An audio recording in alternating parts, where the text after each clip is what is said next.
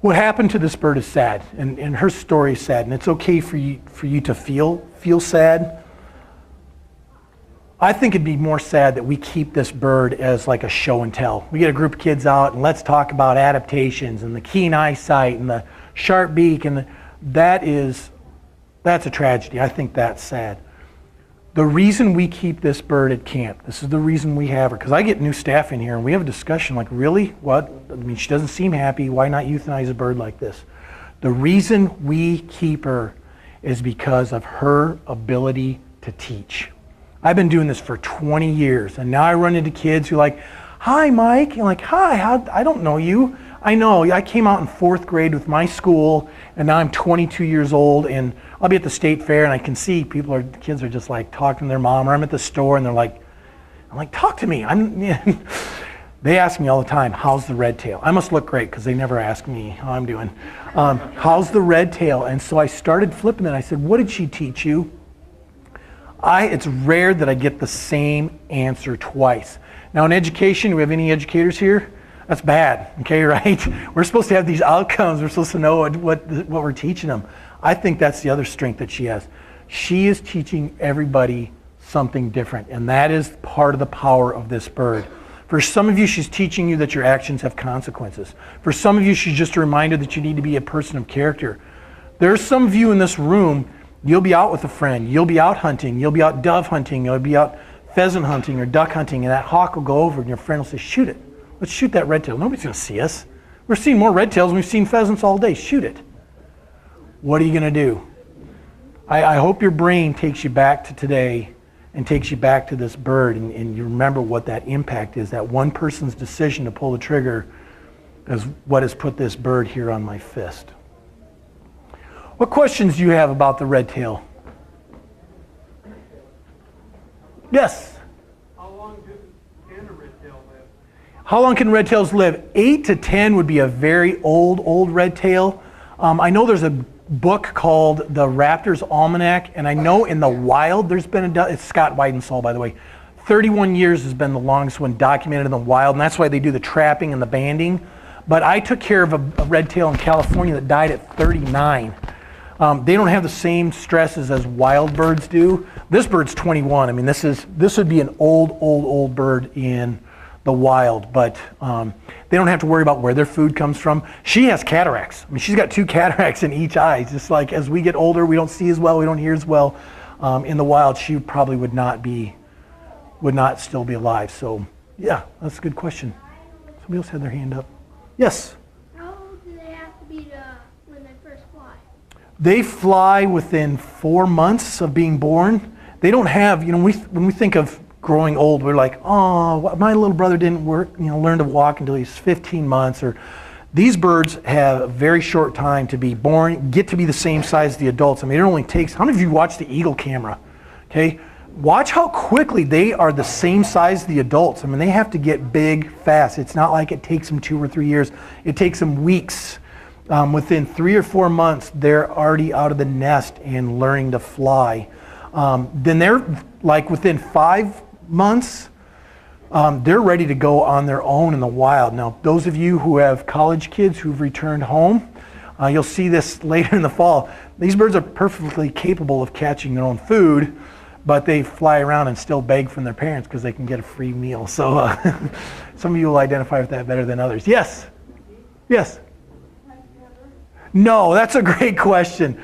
This may seem, and that's a great point, it may seem like we have a bond here. I mean, for me and her, we've done this long enough that she knows who I am. When I have to check her for feather lice, I have to check her crop to make sure she's eating, but I don't know if she has worms. She could still be losing weight. I have to check her, every once in a while one of those pellets will come out. She hates it. She's not a pet, so it's not like, after you guys leave, I'm going to scratch her behind the ear, give her a little treat. I mean, this is very much a wild bird. As soon as she has an opportunity to go back in her box, she will. So no, she does not.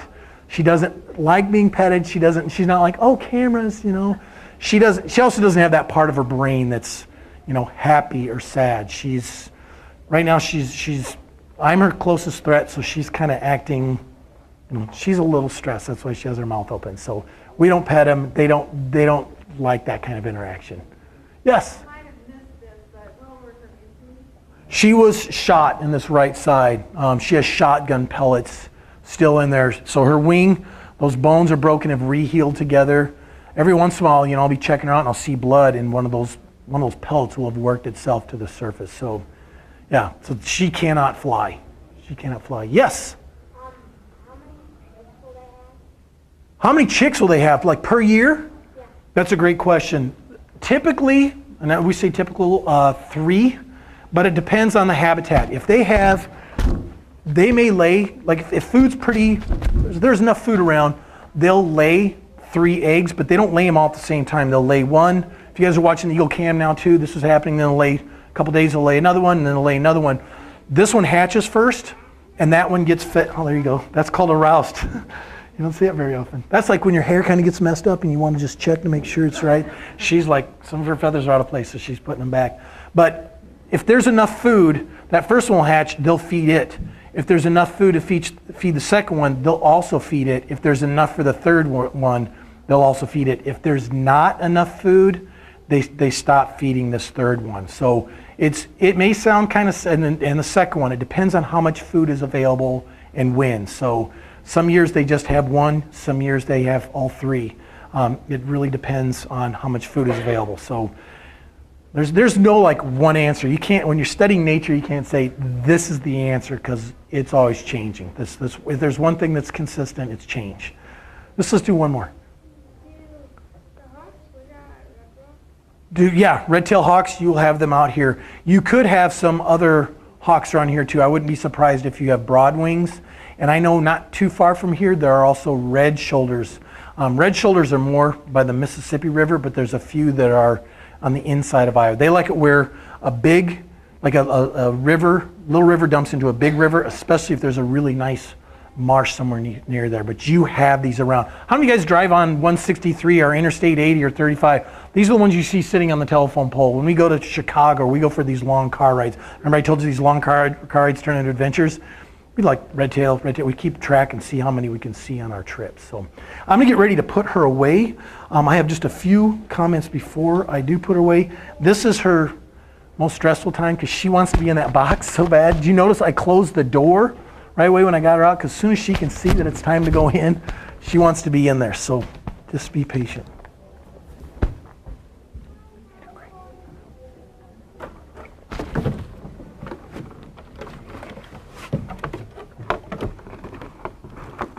Everybody take a big breath and turn to the person next to you and tell them one new thing that you've learned here in 10 seconds. 9, 8, 7, 6, 5, 4, 3, 2, 1. So let me finish up here with the awareness, value, action. Hopefully you guys are aware, since you've been here, you value things like the bald eagle days and the bald eagles and our birds and our natural resources. And so I challenge you to have an action as you leave here today. My big thing that I would love for you to do is take a kid, find a kid that you know. Maybe it's a grandchild, maybe it's your own child, maybe it's another kid in your neighborhood. Challenge you to take them outside. I want you to have an action that you walk away from today. Here's a few other suggestions. Go out and pick up fishing line. If you're out here by the lake, walk around and just pick it up. Somebody's got to, birds will get tangled up in it. Go build a nest box. Plant native vegetation or yank out non-native vegetation. Start feeding birds. Buy a habitat stamp. A duck stamp is $10. It's probably the biggest bang for your buck. Stop throwing food out of the window of your car. If you saw my owl program, that's a big impact that it has on them.